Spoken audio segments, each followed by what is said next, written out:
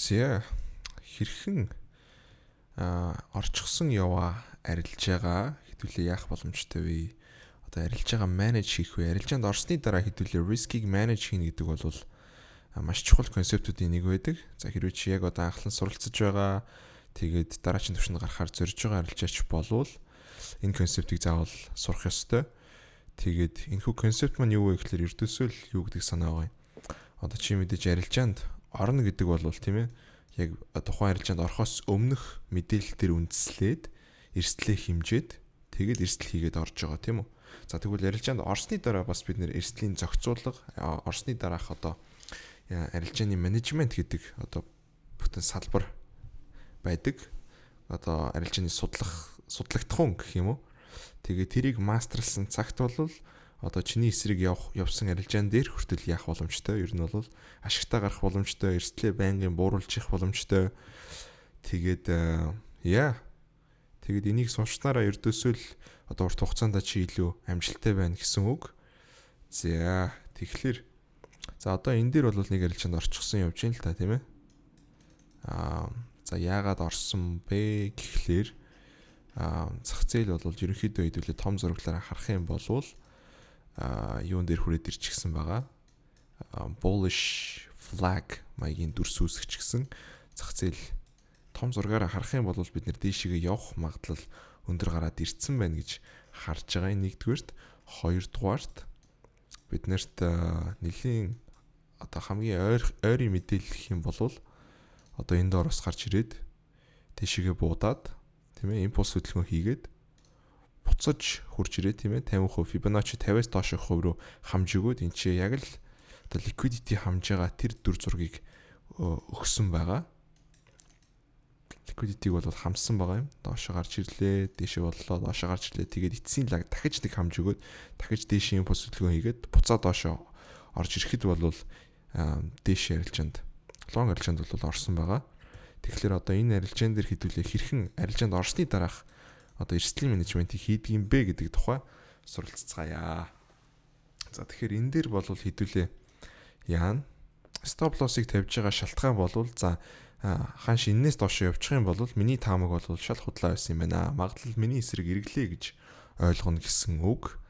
За тэгээд одоо энэ дээр бид нэр энд бас их гоё техникүүдийн нэг та нарт цаагаад өгсөн байж байна. Тэрний юу гэхээр энэ sell limit буюу тийм ээ бид нэр buy арилжаанд орсон бол sell limit-ийг одоо энэ орсон лотныхоо хагасаар ингэж тавьж өгснөөрөө арилжаа маань энэ дээр хүрвүүгүй юу тал ашгаа бид нэр авчихсан байна гэсэн үг. За тэгээд миний одоо бодож байгаа юу болвол тал ашгаа авмагцаа stop loss-ыг бол дээш нь ингэж хөдөлгөж эхлэх болно. Эрсдлийг танаад яагаад вэ гэх юм болвол одоо ханш маань хэдүүлээ хамтдаа бодъё. Энэ дээшээгээ гараад ингэ явчлаа гэж бодъё тийм. Ингээд явчлаа. Тэгхийн болвол одоо бидний хувьд stop loss энэ доор байгаа тах нь утгагүй байхгүй юу? Ягаад гэх юм болвол одоо тэр үед stop loss бол энэ хавьд бүр ирсэн байх ёстой гэсэн үг. Ягаад гэх юм болвол тийм байх ёстой учраас. За одоо юу гэж тайлбарлах юм бэ?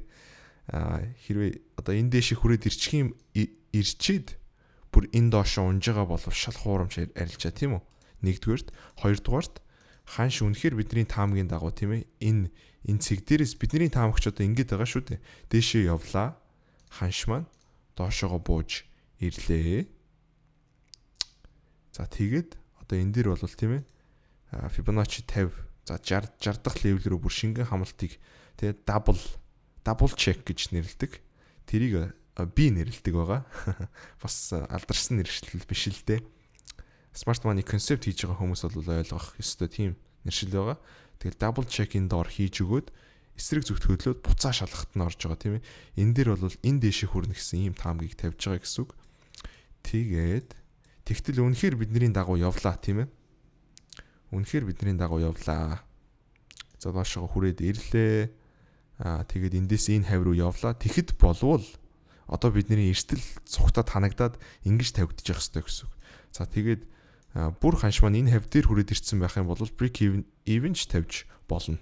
Ер нь бол за тэгээд тэгж байгаа маань ямар учиртай вэ гэхлээр хэрвээ одоо хараа ханш үнэхээр энэ дээр гараад ирчихсэн байгаа болвол заавал бид нэр энэ доор stop loss цохиулж иж бидний ярилцааны дүгнэлт буруу боллоо гэдэг тохиог аваад байх шаардлагагүй.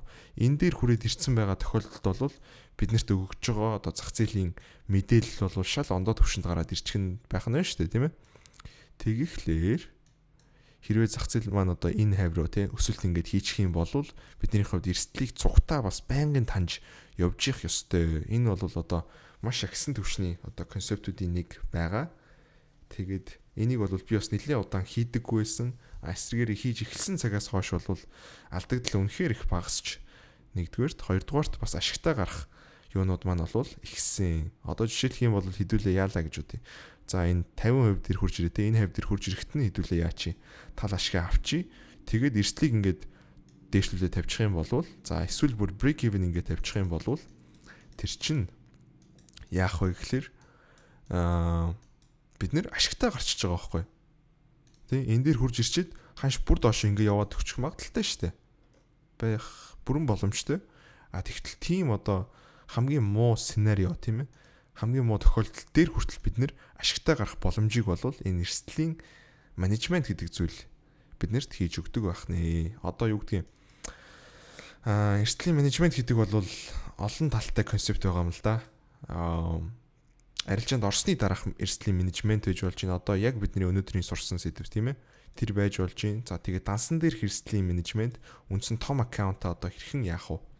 Одоо эрсдлийн менежментийн баримталж урт хугацаанд амжилттай байх уу гэдэг ийм концепт байж байна. Тэгээд өнөөдрийн үзэж байгаа энэ бол хэрхэн одоо тэр тус бүрийн арилжаан дээр бид нэр эрсдлийн менежментийг цаг тухайд нь тийм ээ алдалгүйгээр хийснээрэн одоо бидний эсрэг болсон арилжаан дээр хүртэл алдагдaltaгүй гарах вэ? Юугүй гарах вэ? Одоо ашигтай гарах вэ? Гэдгийг бол биднэрт гэдгийг суралцлаа гэсэн үг. Окей. За. Энэ юун дээр хідүүлээ яах нь гэсэн чинь тэ тал ашиг авчих нь гэсэн чинь арай авсангүй. Тэгээд энэ хүрээд бичлэгээ өндөрлцгөөе.